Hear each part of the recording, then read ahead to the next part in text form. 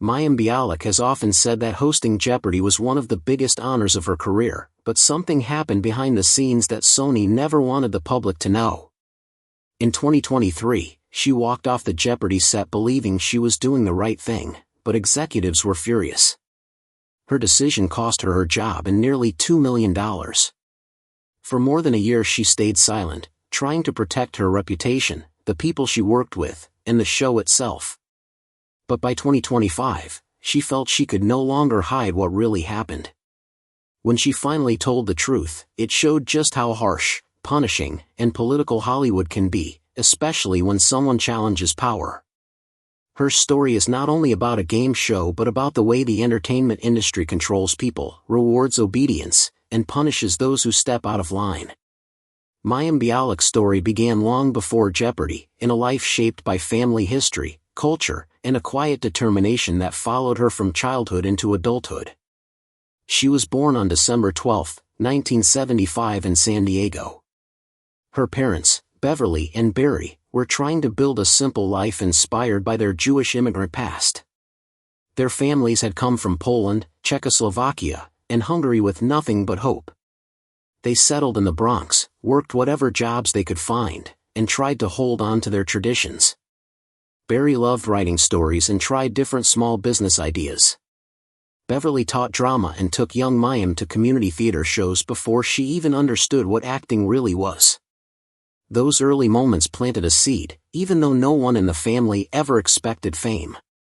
When she was a toddler, her family moved to Los Angeles. Even though she grew up in Hollywood's backyard, nothing about her early life felt glamorous. Money was tight, her home was modest, and her parents worked constantly to give her a stable childhood. Yet it was in San Diego, where her life started, that she always felt something important had begun, even if she couldn't explain it as a child. At 12 years old, she stepped into the world of acting. Her first movie role was in Pumpkinhead in 1988. It was small, but it opened a door. What people around her didn't know was that she carried another legacy inside her. Her family was connected to Mayim Bialik, one of the most important Hebrew poets in history. He was born in 1873 and became a symbol of cultural identity. Mayim said her great-grandfather and the poet were first cousins. That meant the connection was closer than many assumed. She didn't feel pressure from it. Instead, she felt rooted in something old, meaningful, and bigger than Hollywood. That connection helped guide her decisions later, from her interest in neuroscience to how strongly she held on to her values. Growing up in Los Angeles gave her a life shaped by two worlds. At home, her family followed Reformed Jewish traditions. They kept kosher, celebrated holidays, and used Yiddish phrases in everyday conversation. At school, she lived in a more secular world where many kids didn't understand her customs. Sometimes she felt torn between two identities, unsure of how to fit into both at the same time. But that mixture taught her that identity can stretch without breaking, and that you can belong to more than one world at once. She went to Hebrew school twice a week, attended youth groups, and helped with synagogue events. After long days filled with rehearsals or family obligations, she still stayed up late finishing her schoolwork. Life was busy, but those routines taught her discipline and balance. At home, being the only girl among three brothers, Brian and David included, was not always easy.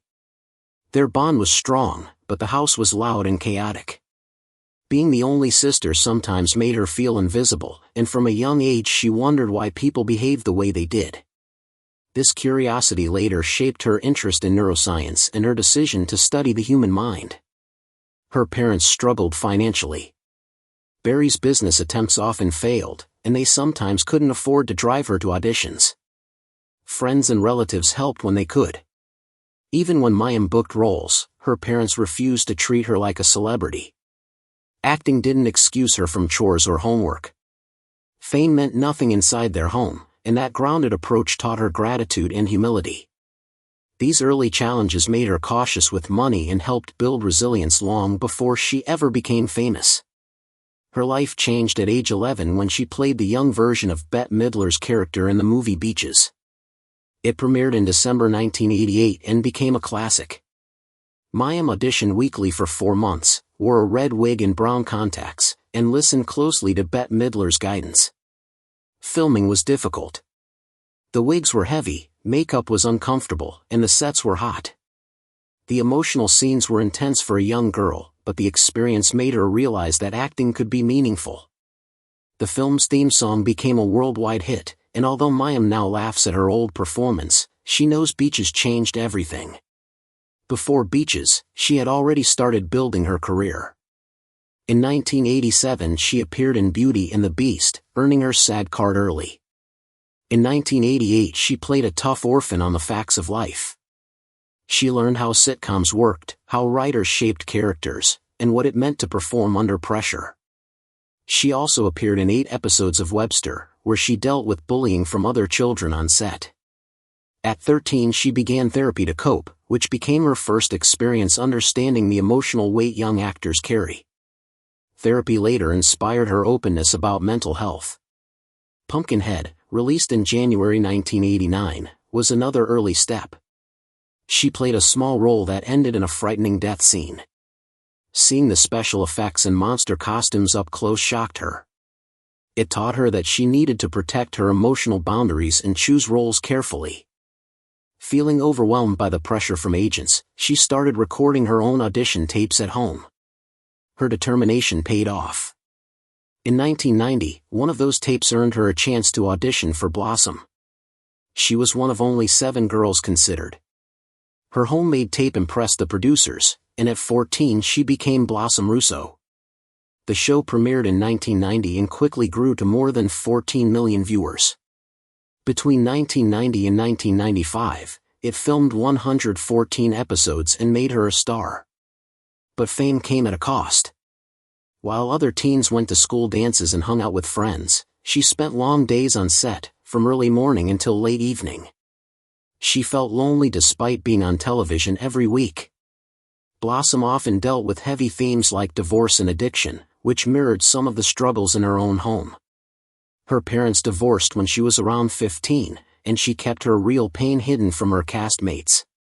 Producers used her and Joey Lawrence's friendship to generate publicity.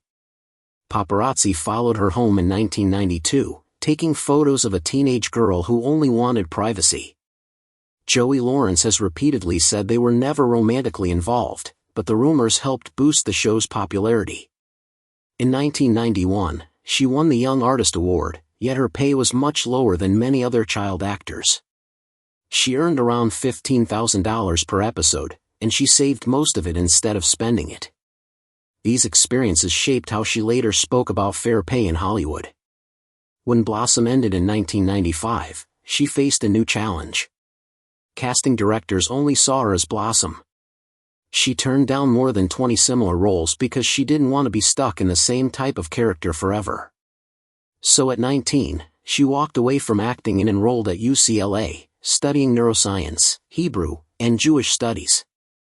This shocked fans, but she felt relieved. For the first time, she could live without fame attached to her. She still did small voice acting work to pay bills, including on the show Hey Arnold, but she avoided live-action roles. Her acting break lasted 12 years. In 1999, she briefly returned for a guest role on Step by Step and later regretted it because it delayed her graduation. She had finally felt settled at school, and stepping back into acting disrupted that peace. Life at UCLA became a mix of heavy science courses and creative activities. She joined UCLA LL, participated in a Jewish a cappella group, and wrote music for performances. When she wasn't studying brain chemistry or hormones in the lab, she rehearsed songs with friends who didn't treat her like a celebrity. They didn't care about Blossom. They cared about who she was in the classroom, on stage, and in daily life. That environment helped her grow into someone confident, curious, and grounded beyond Hollywood.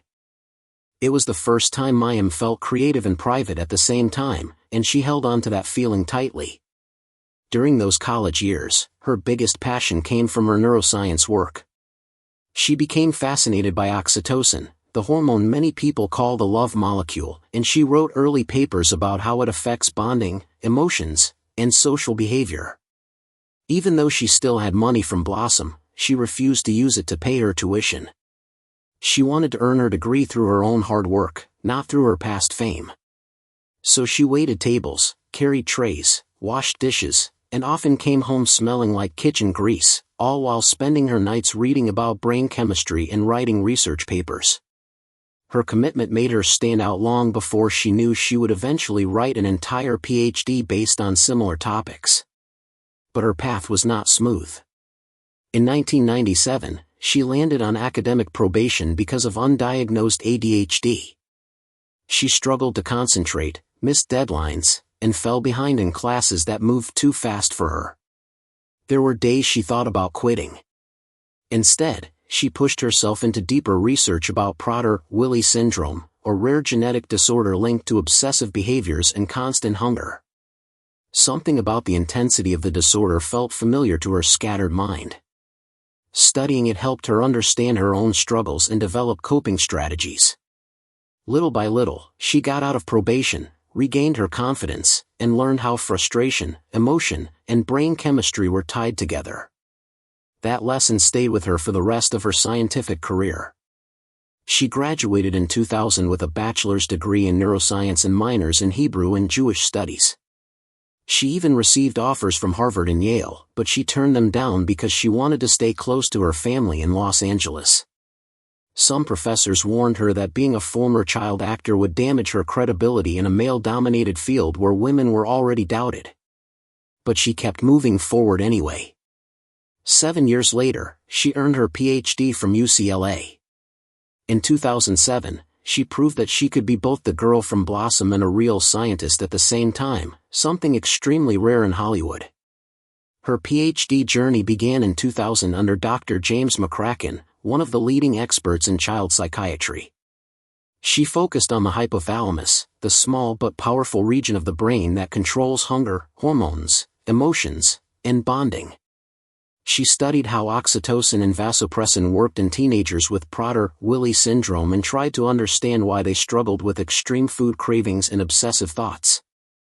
Her research was presented at major conferences in 2003 and 2005, and her findings were among the first to show that unusual hormone activity could explain behaviors once blamed on parenting.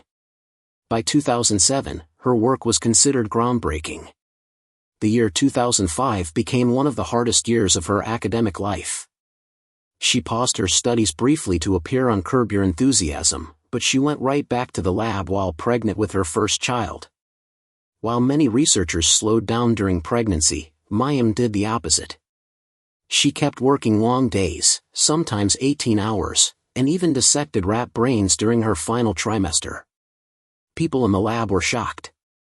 She pushed through morning sickness, exhaustion, and stress because she didn't want her progress to fall behind. She completed most of her research in 2006 and published early findings under her full name. That year taught her that motherhood and science could exist together, even if people insisted it was impossible. Her full dissertation in 2007 explained everything she had learned.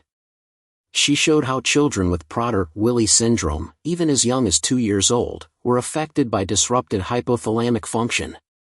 She proved that their hunger, bonding struggles, and obsessive thoughts were not character flaws or parenting mistakes but biological issues rooted in oxytocin and vasopressin imbalances. Her work was cited in major medical journals and helped scientists change how they approach treatment. During her PhD, she also worked as a teaching assistant and took small acting roles on the show Seventh Heaven to help pay expenses. But every time she appeared on TV, her lab colleagues teased her and said she was only an actress pretending to be a scientist.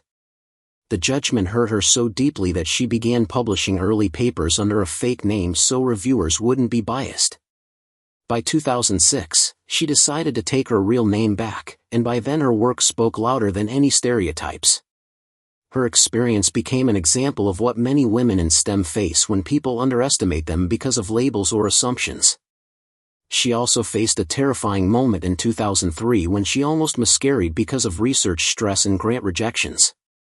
She spent days not knowing if her pregnancy would survive. That fear changed her. She later talked openly about how emotional pressure, motherhood, and scientific work collided in painful ways. Those experiences inspired her future books beyond the sling and girling up. She wrote about the emotional cost of trying to be everything at once and pushed for more support for working mothers. After years of science and silence, her life changed again in 2010. She had not acted in nearly a decade when she heard about an audition for a show she had never watched. She walked into the room with her PhD on her resume. The casting team wanted someone like a female version of Sheldon Cooper. She watched a short clip of the show and realized she knew people just like him from years in labs. She mimicked his speech pattern naturally and landed the role of Amy Farrah Fowler after speaking just 6 lines. Her first episode aired in May 2010. By season 4 she became a regular, and Amy quickly grew into a fan favorite. Her years of scientific training gave her character authenticity that no one else could bring. Behind the scenes, she still faced emotional challenges. One of the most difficult moments came during a major kissing scene with Jim Parsons. Because she had recently gone through a painful divorce, she struggled with intimacy on camera.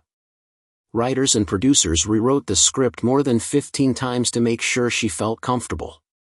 The episode finally aired in February 2014 and became a major turning point for the characters Amy and Sheldon. It also showed how deeply the show cared about its cast. By season 10, she was earning $450,000 per episode after negotiating a raise with Melissa Rauch in 2017. The original cast members even took pay cuts to help close the pay gap for both women. She also worked hard to ensure scientific accuracy, correcting mistakes in more than 20 episodes, and sometimes sharing ideas from her own PhD research. She earned 4 Emmy nominations between 2012 and 2015. In 2018, she nearly left the show because of unequal pay issues, but her push for fairness inspired others in Hollywood to speak up. She stayed until the series ended in 2019.